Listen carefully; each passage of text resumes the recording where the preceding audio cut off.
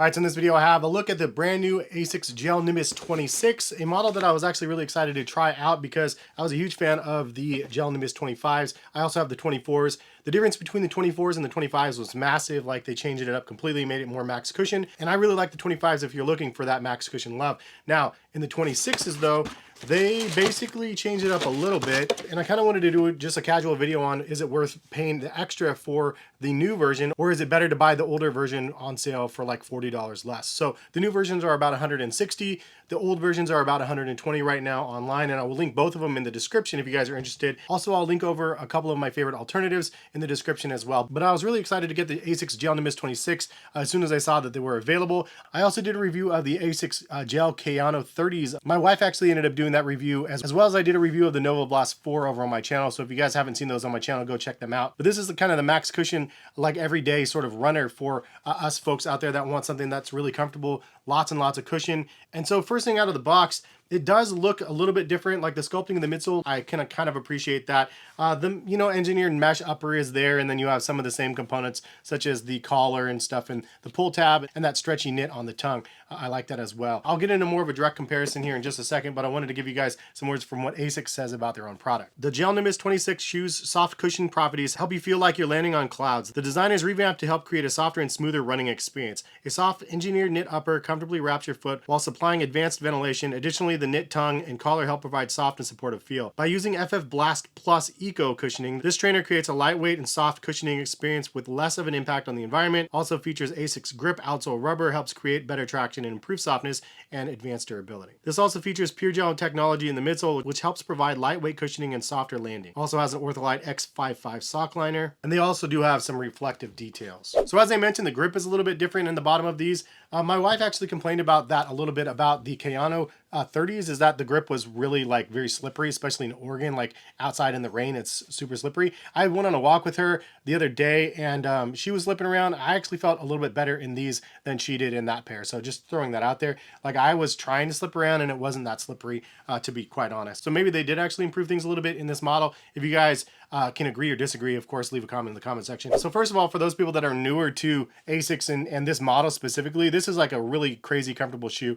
Like max cushion, like I said, but I give it like probably like a 9 out of 10 comfort rating. It's really quite nice. In fact, this stacks up next to a lot of the other like max cushion sneakers on the market. I do feel like the combination of the PureGEL and the FF Blast Plus is a little bit better in this version than the previous. For some reason, I had a little bit of a like roughness feeling like the gel in the bottom of the shoe, and it was mostly in the forefoot of the shoe as I'm rolling heel to toe. Like I felt like a little bit of gel in the forefoot. I don't feel that, like I said, in this model. So maybe they changed it. I honestly don't know, but it does feel a little bit smoother in this model than the previous. Also, for those people that have never tried FF Blast Plus, super soft, very responsive as well. I would say that this probably has more spring back than like Fresh Foam X does. Fresh Foam X is usually like the comfort foam from New Balance, where it like is the absorption and then not necessarily the spring back. I would say also in comparison, the Ghost Max DNA Loft V2 is really soft, really nice as well. But I would say that when I tried these on side by side, the compression in this one felt more like a memory foam and then had a little bit of spring back, but not near as much spring back as the Asics Gel-Nimbus 26. And that's my experience. Of course, I'm not an expert. I'm just somebody that's casually trying on these shoes and then just giving you guys my observations. But more spring back in this than the Fresh Foam X and the Ghost Max DNA Loft V2. Some of my favorite details about this shoe, they kept the same from the previous. So if it's not broke, don't fix it sort of thing. The stretchy loop here on the back to put on the shoe, like that. Also the liner, super soft, buttery. Something I've been a fan of the last 2 or 3 models from Asics that I've tried is this liner is just super luxurious feeling. And then you also have that stretch knit tongue that has extra perforation holes down in the bottom section, and they actually beefed it up a little bit on this one, made it a little bit thicker on the top section. My biggest complaint about the previous, and something that they brought over to this one, unfortunately, that you do have the nylon loop here on the tongue, which can be beneficial to help you put the shoe on, but you do have a little bit of an itchy tag down here. So you wear these with no socks or low cut socks, like you feel this little bit of a rough material down here. It's not too terrible, honestly. If you wear regular socks, you're probably not even going to notice it, but it's something I was like, ah man, I wish I would take that out or just adjust it a little bit.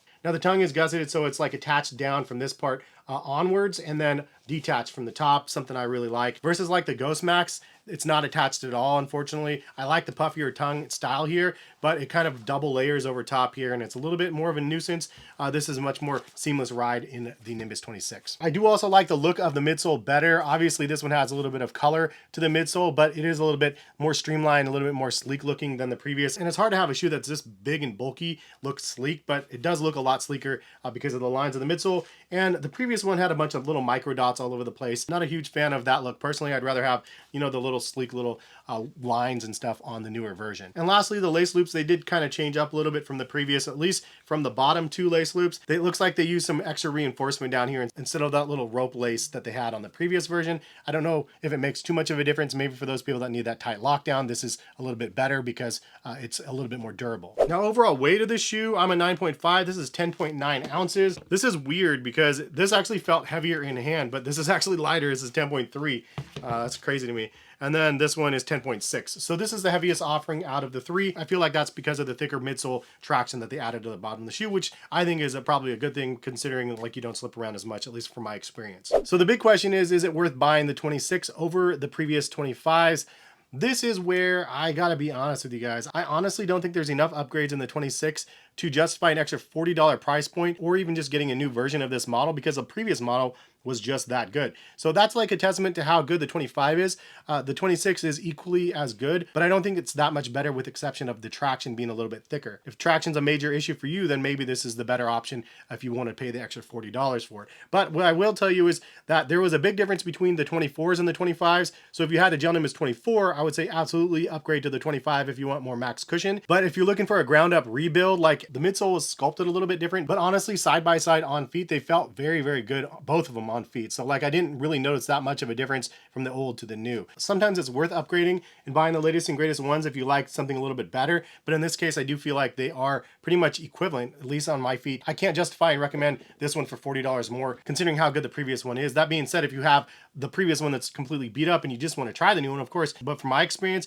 both of them are extremely good. Now, if you're in the New Balance realm and you want to try the 1080 V12 versus the 1080 V13, I personally think the 1080 V13 is unbelievably soft, much, much better than the V12 version. And I really like the V12s also, but the V13s have a much softer midsole compound. And if you're looking for something with more max cushion, squishy feel, the V13s are unbelievably good. And so it's worth paying the $165 for that instead of the whatever sale prices for the V12s. I feel like that's going to be the same way for the Fuel Cell Rebel V4s versus the V3s as well. And I'll have a review on those very soon once I get those in hand. I can't wait to get those March. They end up coming out. So that's my 2 cents. Is it worth upgrading or not? I would say definitely go with this one if you're on the market for one and you just want to try it. A max cushion shoe, see how comfortable they are. They're kind of crazy. If you don't want as max cushion, then I would definitely try the Nova Blast V4. Those are really, really nice on feet as well. But $120 for these. I'll link these. I'll link the Nova Blast. I'll link these as well. Appreciate y'all for stopping by and watching. Hopefully you guys enjoyed. Hopefully it was somewhat informative to you guys. It was really fun to be able to get them side by side. Now, if you guys have a difference in opinion, you think that the 26s are definitely worth buying over the 25s, leave some reasons why in the comment section. I always love to see that stuff. But